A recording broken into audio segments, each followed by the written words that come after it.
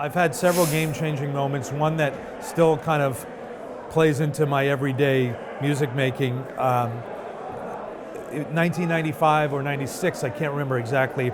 A friend of mine named Ken McAuliffe, who would be someone who always would hit me to some new stuff that I was not aware of. He came back from a trip from London and said there's this new sort of movement over there, and the music was called jungle or drum and bass at that time. I'd never heard of it. No one here that I knew had any idea what it was. And I was in a musical rut where I wanted to maybe even like delve into something else, but didn't know what it was going to be musically because I wasn't that inspired by a lot of stuff I was a part of. So I get this cassette. He dubbed me a cassette, and I was just knocked out, and it just was extremely fresh.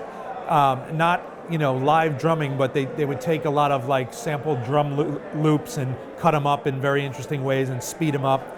And now we've all heard this because it's been out for a long time, but imagine hearing it for the first time. It had a huge impact, and what it did for me is it made it so that I thought of playing the drums differently because I respected it so much as a production art form.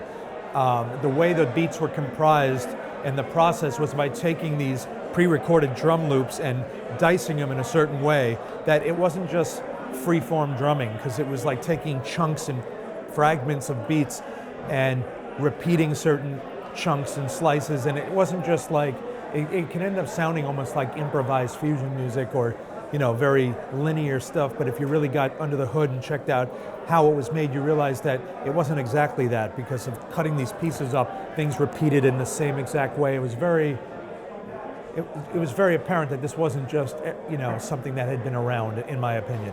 Eventually people were like, oh, wait a minute, that sounds like stuff you play on the drums. I was like, it really isn't. It might be reminiscent, but it's not.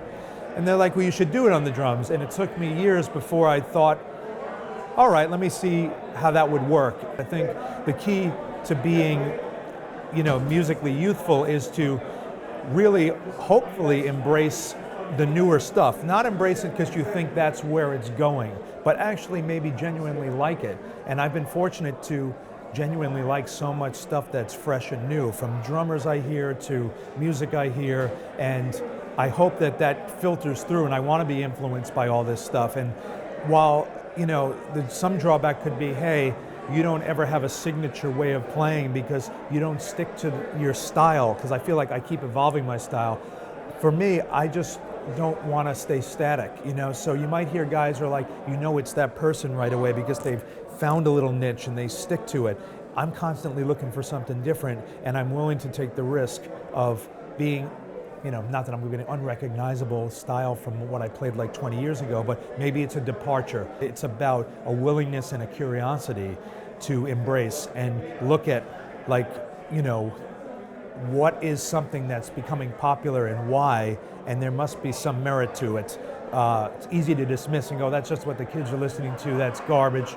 It ain't garbage, There may be parts that you don't subscribe to on every level, but I think anything that kind of starts a movement or makes something, there's a reason it does, and there's something in that for sure. And I find a lot of inspiration from all this stuff. So I constantly ask everybody, what are you listening to?